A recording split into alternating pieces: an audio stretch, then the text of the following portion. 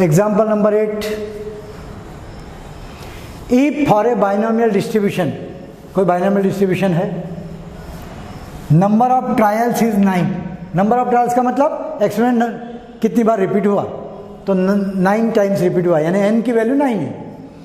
Variance है 2, variance 2, और probability of success is greater then that of failure. Probability of success यानी P, अपने standard format के हिसाब से प्रोबेबिलिटी ऑफ सक्सेस का मतलब छोटा p, और प्रोबेबिलिटी ऑफ फेल्यूर का मतलब छोटा q, और q और p में क्या रिलेशन है, q इज 1 माइनस p, वो तो है। हाँ, तो p is greater than q ऐसा भी बोला है। Then find the probability of success and failure, यानी p और q की वैल्यू निकालिए, बोलने का मतलब। n दिया हुआ है 9, वेरिएंस दिया हुआ है 2, और साथ में दिया हुआ है p is greater than q, find p and q। यह है problem. Solution, given number of trials n equal to 9, let p denote probability of success and q is equal to 1 minus p be probability of failure. ठीक है, variance, variance का formula याद करो, n p q, n into p into q, ये दिया हुआ है 2, बस वैल्यू भर दो। 9, n की जगह 9, p q की जगह 1 minus p equal to 2, solve करो। ये p में क्वाड्रेटिक इक्वेशन बन गया, इसके 2 फैक्टर आ गए, p की वैल्यू 2/3 या 1/3 आएगी। अगर p 2/3 है तो q 1/3 होगा, और अगर p 1/3 लिया तो q 2/3 रहेगा। लेकिन यहाँ पर क्या बोला हुआ है कि p is greater than q, तो बोलो बोला ये आंसर करेक्ट है कि ये आंसर करेक्ट है, ये आंसर करेक्ट है, क्योंकि इसमें p q से ज़्यादा है, इसमें p बड़ा है, इसमें p छोटा है, तो ये चलेगा। But probability of success is greater then probability of failure, p greater than q given, therefore p must be 2/3 and q must be 1/3, यानी प्रोबेबिलिटी ऑफ सक्सेस का आंसर है 2/3 एंड प्रोबेबिलिटी ऑफ फेल्यूर का answer है 1/3। समझ गए? Example number 9, for a binomial distribution number of trials is 5, n 5 है, n equal to 5, and साथ में ये दिया हुआ है P x equal to 4 is p x equal to 3। 4 बार सक्सेस होने की प्रोबेबिलिटी इक्वल टू 3 बार सक्सेस होने की probability. Then find probability of success and also p x greater than 2। P निकालो, छोटा p निकालो, और फिर पी एक्स ग्रेटर देन 2 निकालो। Given n equal to 5, n 5 है, p equal to probability of success and q equal to 1 minus p is probability of failure. ये तो अपना हमेशा का ही। ठीक है, अब चलो इसको आगे इधर बढ़ा देते हैं। अब ये प्रॉब्लम यहाँ सॉल्व हो रहा है, ये नया प्रॉब्लम है, ख्याल रखना, ये ऐसा चल रहा है क्योंकि कैलकुलेशन की चौड़ाई छोटी है, इसलिए मैंने इसको ऐसा डिवाइड कर दिया 2 पार्ट में। हाँ, क्या दिया है, P x equal to 4 is equal to P x equal to 3, लगा दो फार्मूले दोनों में। 5c4, n की वैल्यू 5 है ना, 5c4 p raise to 4 into q raise to 5 minus 4, इसका फार्मूला ये और इसका फार्मूला ये, दोनों इक्वल है। चलो आगे, 5c4 यानी 5c1 भी होता, हाँ, p raise to 4 q raise to 1 यानी q इक्वल टू 5c3 यानी 5c2 भी होता, p cube into q square. 5c1 5 होगा, 5 p raise to 4 into q is equal to 5c2 10 होता, 10 p cube into q square.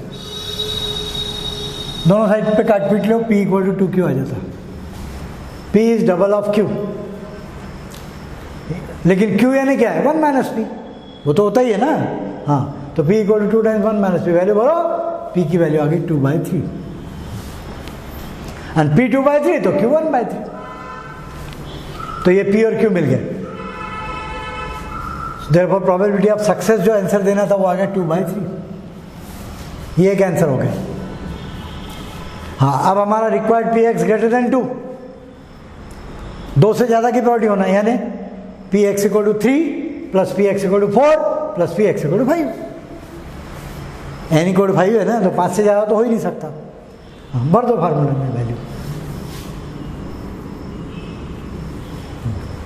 P x equal to 3 का formula ये बनेगा, P x equal to 4 का formula ये बनेगा, पी एक्स इक्वल टू 5 का formula ये बनेगा। अब ये बहुत बार हो गया, तुम देख सकते। पी की जगह 2/3 रख दो, क्यू की जगह 1/3 रख दो। कैलकुलेशन ध्यान से देख लो। बेटर वे है कि तुम खुद यहाँ से सॉल्व करो, यहाँ तक वैल्यू भरो, इसको लेके तुम खुद सॉल्व करो तो ज़्यादा मज़ा आएगा। खैर फिर भी देख लो।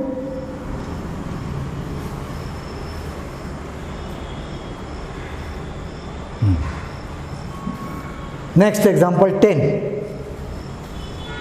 और वह इस बाइनोमियल डिस्ट्रीब्यूशन का लास्ट एग्जांपल है बस।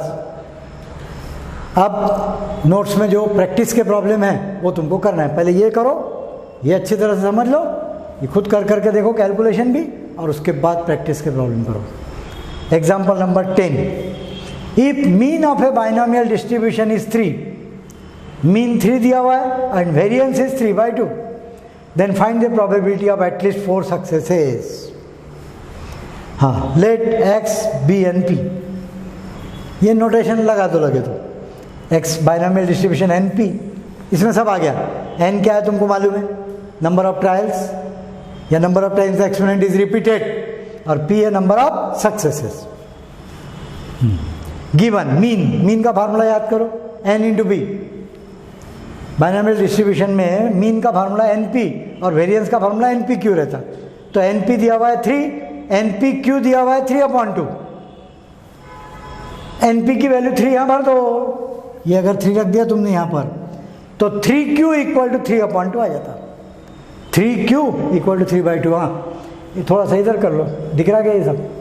3Q equal to 3/2, 3Q equal to 3/2, तो Q इक्वल टू 1/2। अब Q 1/2 तो P भी 1/2। ऑल्सो NP यानी 3 है, NP 3 है। हाँ, तो P की वैल्यू 1/2 भर दो, तो बोलो N की वैल्यू आ जाएंगी 6। चलो आ गया तुमको, N मिल गया, P मिल गया, Q मिल गया।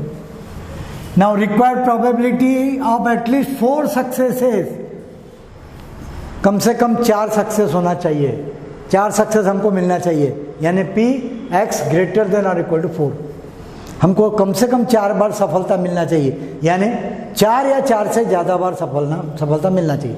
यानी कितनी बार मिलना चाहिए, 4 बार और 5 बार और 6 बार। 4 बार या 5 बार या 6 बार, प्लस करते जाओ। 6 से ज़्यादा तो है नहीं ना, ट्रायल ही हम 6 ले रहे। हाँ, तो P x equal to 4 plus P x equal to 5 plus P x equal to 6। फार्मूले में वैल्यू भर रहा हूँ मैं, और कुछ नहीं है। ध्यान से देख लो कैलकुलेशन, ये नहीं समझाते बैठूंगा मैं, बहुत बार हो गया। खुद करो, आंसर ही आएगा। देख लो अच्छी तरह से, जरा टाइम ले लो लगे तो।